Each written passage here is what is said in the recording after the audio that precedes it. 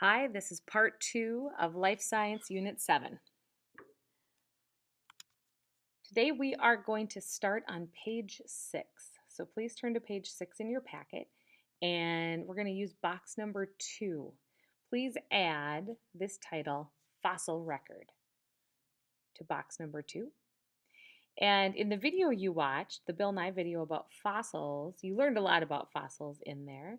So now we're going to talk about when you take all those fossils and you look at them collectively, you look at them together. I'm going to have you add a couple bullet points of notes here into box number 2.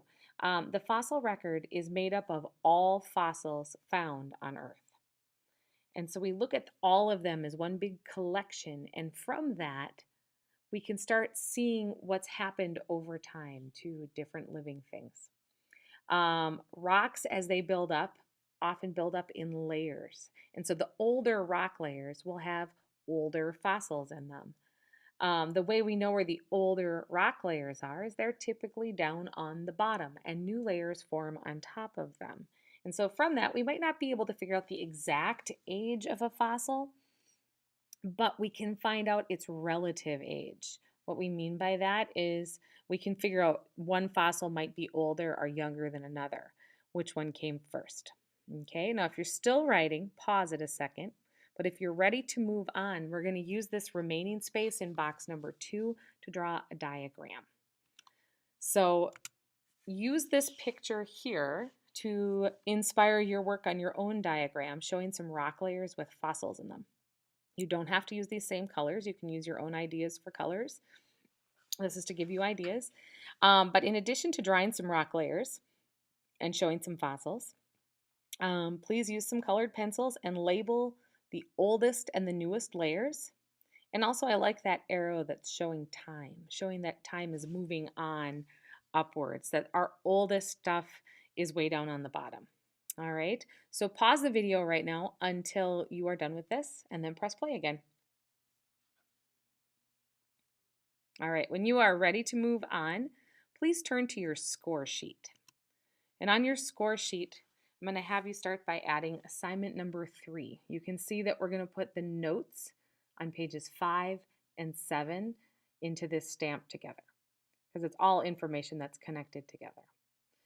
So as you finish writing this, you can turn to page 5 and we are going to pick up right where we left off the other day. These are those notes we haven't done yet at the bottom of the page.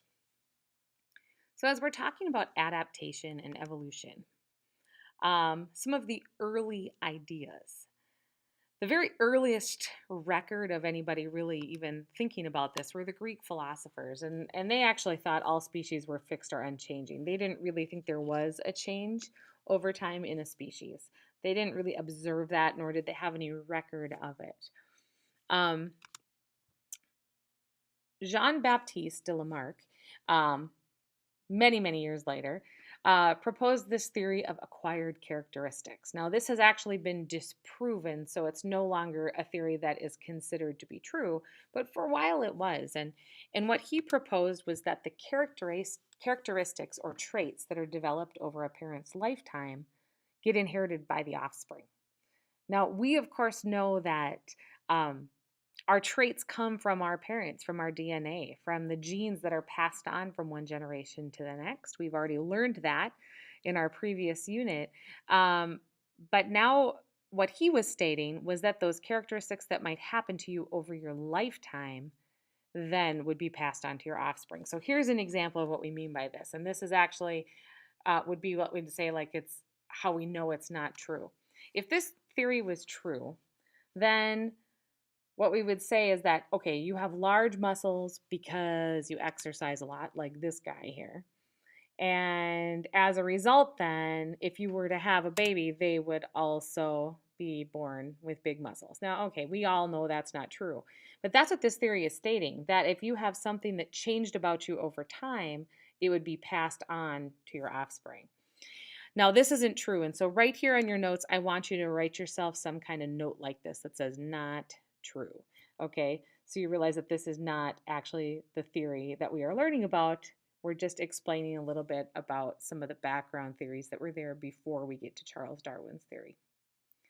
All right, At this point, you have reached the end of part 2, so go ahead and go back to the website and find part 3.